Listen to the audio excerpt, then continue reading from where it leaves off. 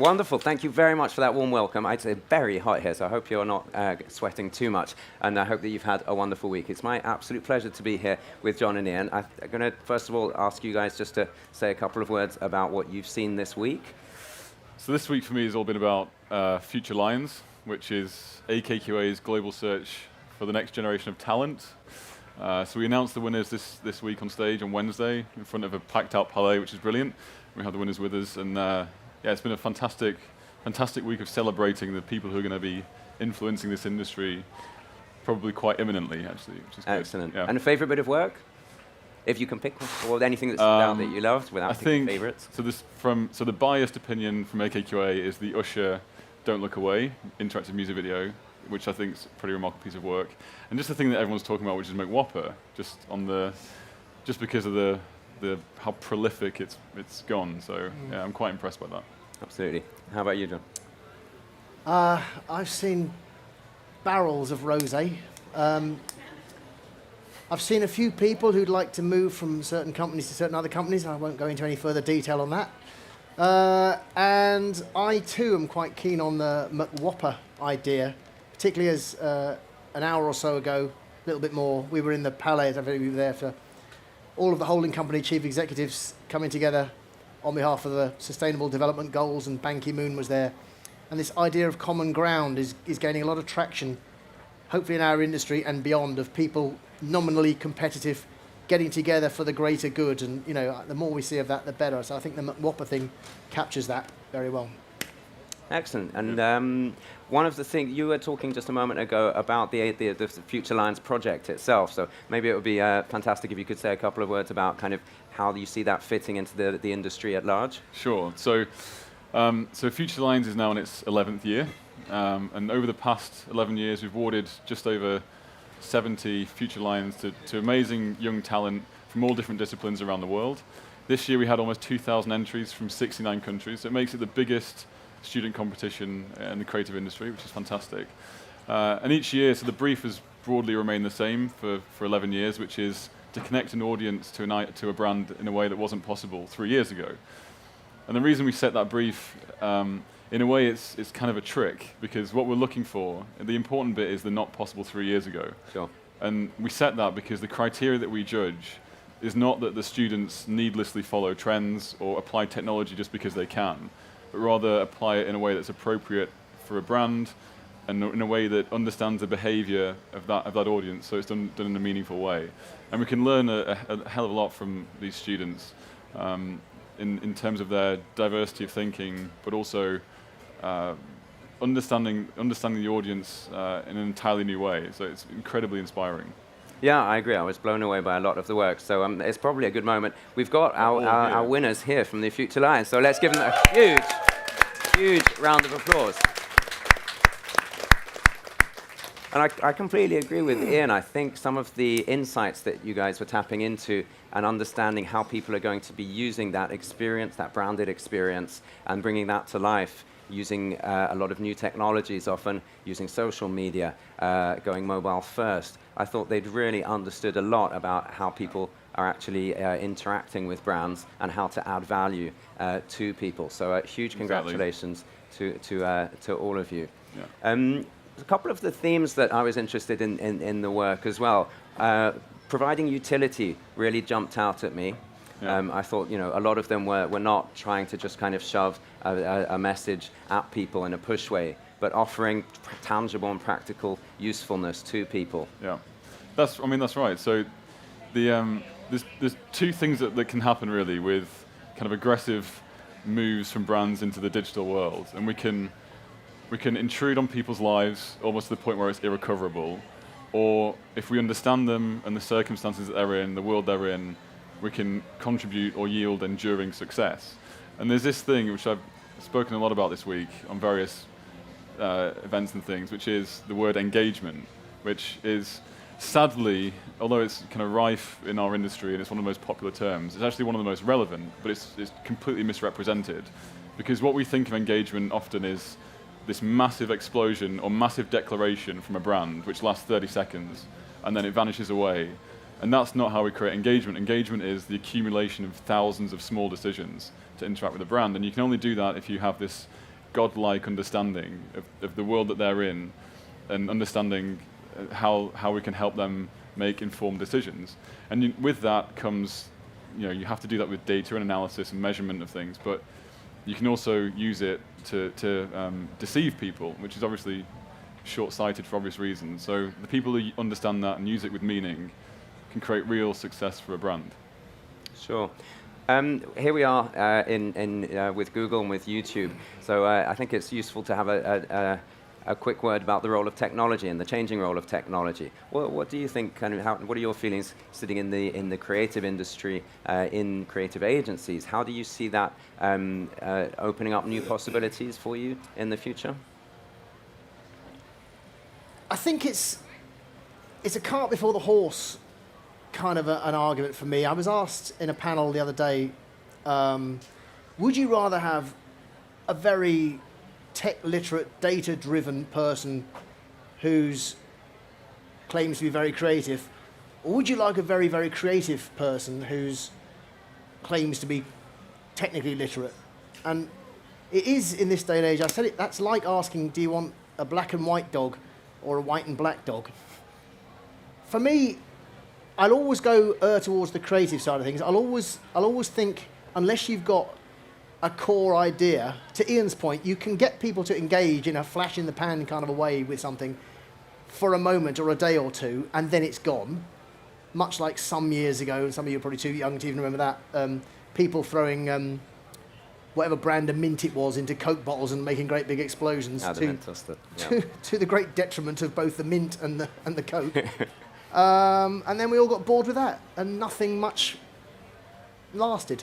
So I do think if we can, stick to a core discipline, which is, it's when I work with AKQA, what's fantastic is they don't sit there and say, have you seen this latest piece of tech or this new trend that's coming? We discuss the idea. I've just done a pitch with them. I won't go into that just now, but it's what my career has always been about. I sat there with the AKQA guys and we discussed ideas. Now, when we've got the core idea and we think we can make it stick, then we can start talking about, all of the new technologies and the periscope and what have you, and delivering that idea as many touch points to the relevant people as we can. But you still need to have an idea. Yeah, I think one of the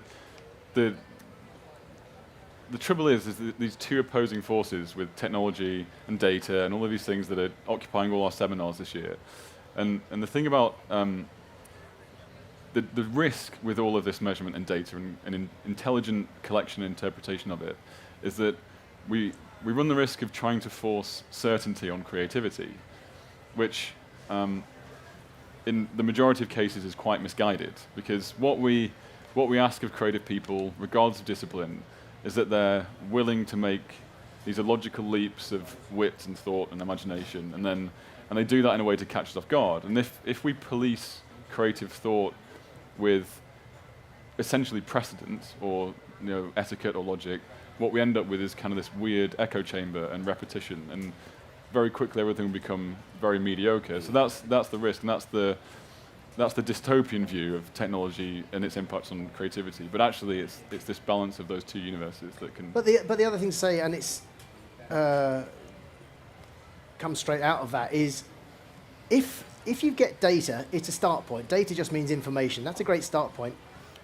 There can be, that phrase, too much information. You can be drowning in data. You need to get to the really, really key thing from which you can drive an insight. And I'm thinking, somebody was asking me, how do you get the creative departments to engage more with data?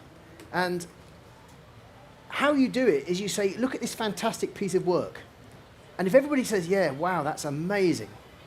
And you say, well, that wouldn't exist if it hadn't been for this nugget of information we got through data. Then the creatives will start thinking, I really need to get more into this data thing because I need some of those nuggets. There's a fantastic campaign just at the moment for Pantene shampoo, and it's called Dad Do's. I don't know if anybody's seen it. And they've got famous American iconic sports stars. The data says girls do better in life in general if they spend quality time with their dads. Now that's data, right? That interesting or otherwise.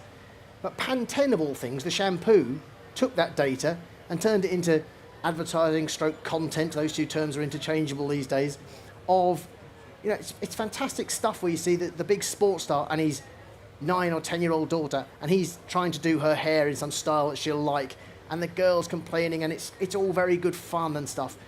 But it's going to win big, whether it's this year or next. It's a very, very good campaign, and it wouldn't exist if we weren't in a world where we can grab that kind of information and insight through data. So that's how you get creatives to engage with data. Cool. One of the interesting points I think that I've been hearing, I've just spent a week asking all of the people I've been running into, so what do you think is going to be the creative organization of the future? What are the challenges and what are the opportunities for you? And I've heard a bunch of interesting answers, often talking about fluidity, about effectiveness, about offering kind of rebooting the value proposition. Somebody put it to me. How do you guys think, in terms of key opportunities versus challenges? So the thing that I've heard most, I think this week in particular, is actually fascinating, because I was here 5 years ago. I was actually here for MIPCOM, which is the broadcasting and more like the publishing event at Cannes. And we were having these exact conversations then, as we're having now. It's just now that they've permeated into the ad industry. And that conversation is basically, should brands and agencies partner up and create their own IP, which they then sell to their audiences, rather than shout at them? And it absolutely is possible to work. We can look at like the Hollywood industry and we can say that's exactly what they do. I think what most people haven't yet realized is that effectively will move brands and agencies into the hits business, which is a different thing entirely. So if you look at a Hollywood studio, they might have 20 things on their slate for the year. They'll have 3 tent poles, and those 3 things will prop up the losses and the ones that break even. Now, it absolutely works, and it's the same in venture capital, because about 90% of the return from investment comes from 10% of their investment. So it's entirely possible, but it's a very different mindset to have. And with it is a hell of a lot more of risk, because when you move into a publishing business or a hits business, there's absolutely or rarely ever anything to determine whether or not it's going to be successful. And 5 years ago, before I joined AKQA, myself and Ajaz Ahmed, who's the CEO of AKQA, we had a tech startup, which was effectively a publishing company, and we made all the apps with Jamie Oliver, and it was the same thing. We had a joint venture with a brand, in this case Jamie Oliver. We made the investment, we took the risk, and we sold direct to consumers. And with that is there's so many complications and reasons for it to go wrong. For example, the first app that we released was a one-off payment, and then immediately we had people saying, where's my other content? Where's my new content? Which isn't a sustainable model. Yep. When we released the iPad version, we introduced in-app purchases, which tanked, and we made absolutely no money. And overnight, we moved it to subscription, and we tripled our revenue.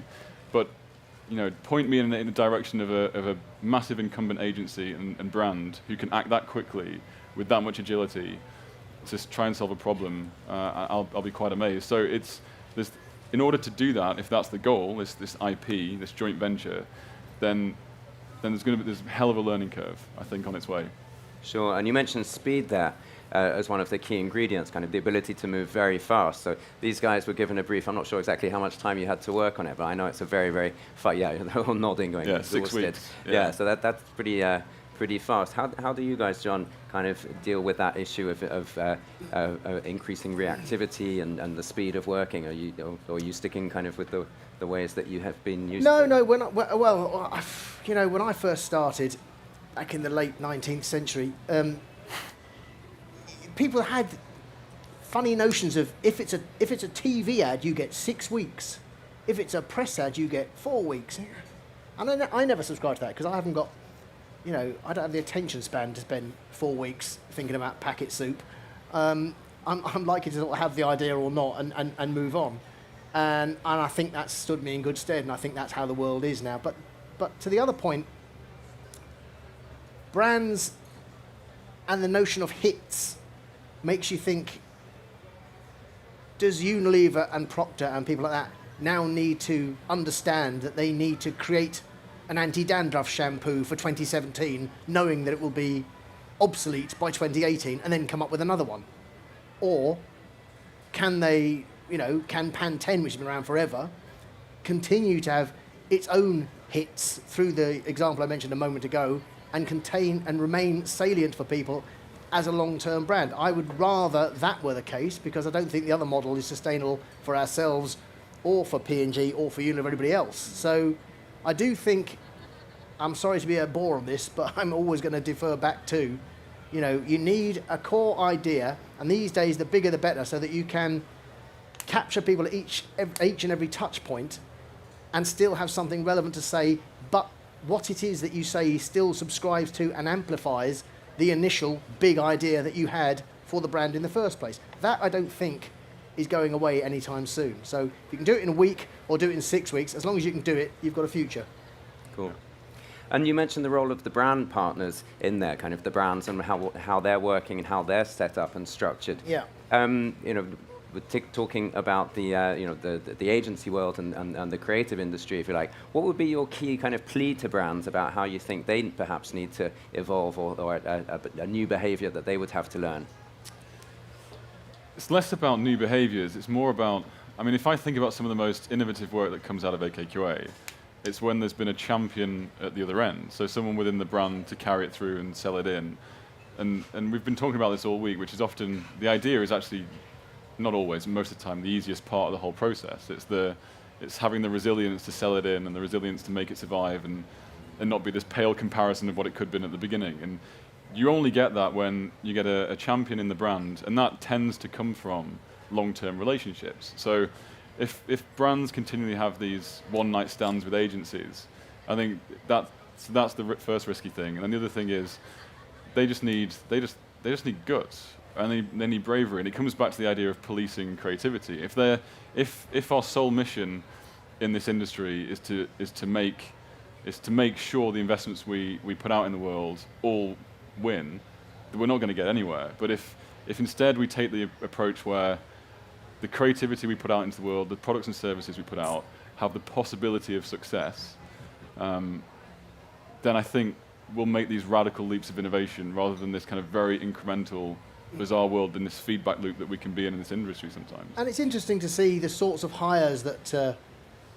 different businesses are making these days. So agencies, you talk about, Martin Sorrell refers to WPP's Big Four, the Grey, JWT, etc., as being the legacy agencies. Well, I suppose it's true they've been around for a while, but they're not going away anytime soon, because it's incumbent on them to keep up.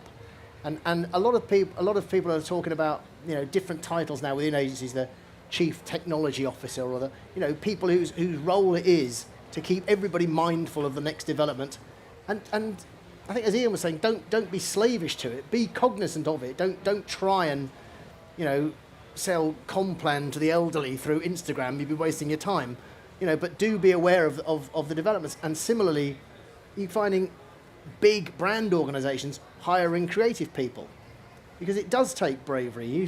The best work doesn't happen by accident. It happens because there's a committed creative agency with an equally committed client, and the two of them come together to make something like Dove over the years, doing fantastic work because Unilever wanted it to work, and Procter and Old Spice, that sort of stuff is difficult to buy and difficult to believe in and difficult to make happen. But when it does, the rewards are exponential. So it does take bravery, and I'd like to see more big corporations hiring more creative people to help them be a bit braver. Yeah, and this is actually why Future Lions is actually so important, because what we get with this incredibly young set of talent and these 5 winning teams that we presented on Wednesday is that they just don't have that etiquette, and they don't have those set ways and these set processes that we are so often completely unaware of. So my favourite story that I keep banging on about this week, but it's so simple and a brilliant illustration of the problem, which is one of the teams for a winning idea for IKEA, they had this really quite remarkable voiceover for their video. And I had lunch with them, and I said, so come on, how did you do this video? Because the Future Lions winners, everyone thinks AKQA produces their films, we don't. Everyone thinks they have consultation from all the brands they represent, they don't. It's all off their own back. And some of these teams are teams of 2, 3, or 4, maximum 5. And they had this amazing voiceover, and I just said, so how did you do this? Did your school invest significantly?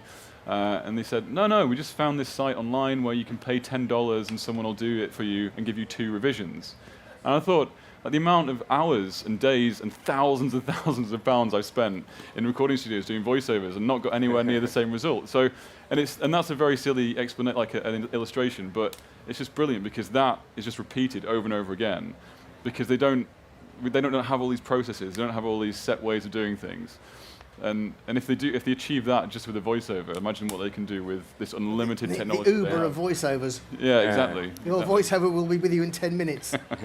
That's a great example. Yeah. You mentioned it a couple of seconds ago, kind of on the client side, the importance of having kind of a good client, as it were, and you just mentioned bravery, which is language I love as well. We talk about it in our team as kind of having a warrior on our side. So nice. we're kind of, is the client a warrior, we ask each other. And I think that's really great. One, if I may give any kind of tip to our future lions who are starting in their careers, I think the importance of kind of identifying individual warrior clients who are ambitious and great and talented and have got that bravery to champion big ideas, that's gold. If you haven't got that, life's really difficult. So when you work with a client like that, follow their careers and follow them, and you'll probably end up working with them as they evolve and grow as well. That's certainly been the case with me. And to turn that into a slogan, there are too many warriors and not enough warriors.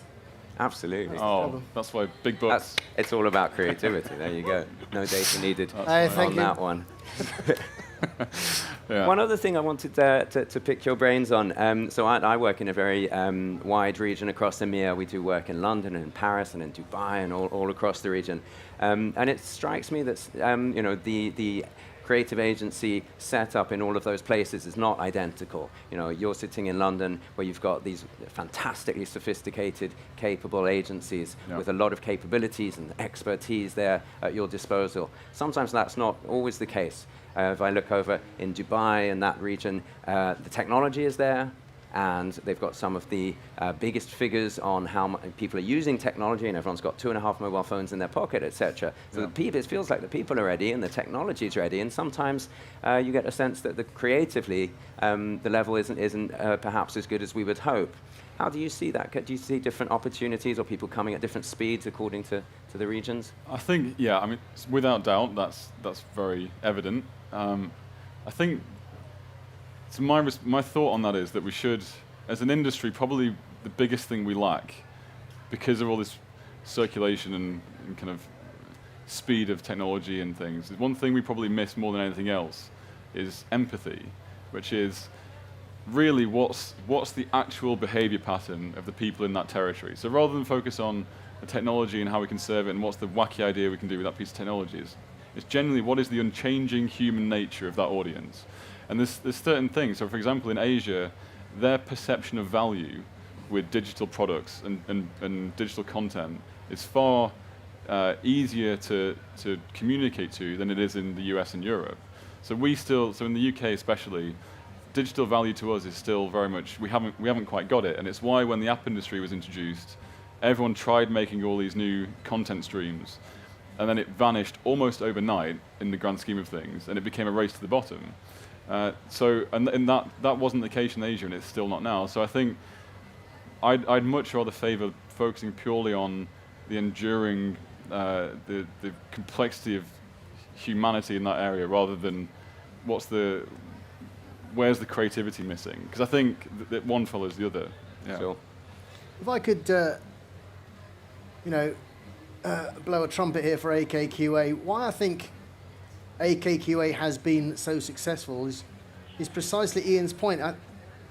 There's almost a missing generation now, because 10 or 15 years ago, when people will want to refer to the digital revolution, I guess there was a bit of a panic, and people realised that they didn't quite get all this newfangled internet type stuff, and so they went out and hired pretty well anyone who could say the word binary was suddenly a senior executive, and that's okay. But then 10 or 15 years later, around the world, you find you're looking for the guy or the girl to step up to be the executive creative director, who themselves has got a back catalogue of great ideas and great creativity that everybody would respect and want to work for. And they're a bit thin on the ground at the minute. Yeah. Now, AKQA is first and foremost a creative powerhouse. It happens to do it in, new media and uses technology better than anybody else. But fundamentally, it's a creative agency. What I'm finding is, as I say, the difficulty, what the advantage of that, or the opportunity for you young lions, is get yourself into an agency. You'll be the executive creative director within about 18 months. Well, I wanted to open it up actually to our future executive creative directors who are sitting there. And I wanted to ask some of you, I think we've got some mics around for some questions, or for you guys to chip in, because we've been talking a lot. But what would be your biggest kind of ask, if you like, for the future organizations that you're going to be building and contributing to and hopefully leading one day? Do you have any kind of top-line thoughts about what's the most important thing for you guys? Yeah, I think we're everyone would pitch in for. We're looking for good mentoring right now, and it's Ian has said this over and over again. It's all about starting something, and the Future Lions really feel like a start of something new. So even though this is a huge win, you're still very humble for what you're getting into, and we'll see what comes next. I don't know. Do you have anything to pitch in on that? I also think it's really important to just come to a company where you can work over the disciplines. So you learn from different people, and you just get to a company where you really can learn as much as possible. Yeah, I think that's probably a really important point, because this actually comes back to your point about Asia actually as well, in the UK and Europe. So over the past, because I spend a lot of time in schools in London and around Bournemouth and some of our top creative schools in the UK, and over the past 7 years, there's been a very, very noticeable shift from going from specialism to a broad display of their creativity. So the kind of the old model of education was specialize in one thing, become a master of that, and then you'll be successful. And that probably worked in the 50s, and it's fine, but now that's not what the world demands of these people. What brands in the world demands of them is they're first and foremost economic in their application of creativity. So they can write, they can design, they have a good understanding of film, visual effects, animation, it goes on and on, which is very, very hard. That's a tall order.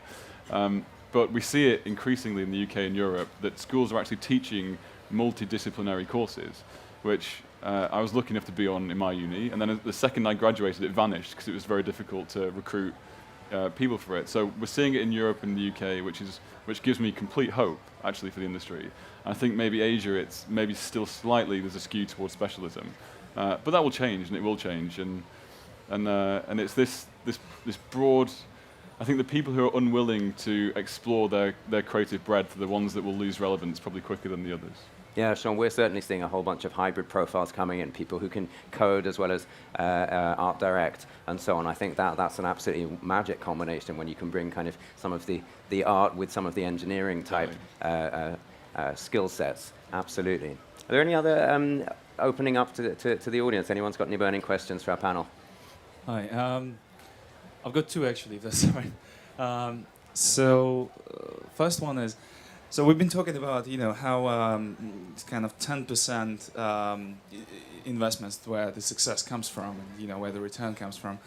So the first question is, should we kind of think or encourage brands to think more of, rather than kind of going for a clear ROI, just sort of investing more in creativity, and then with the hope that just like with the startup model, there will be, 10, maybe even 1% that yields really high returns, and the rest, will fail. So that's first one. And the second one, again, there was a lot of talk on authenticity and, being useful, doing something good.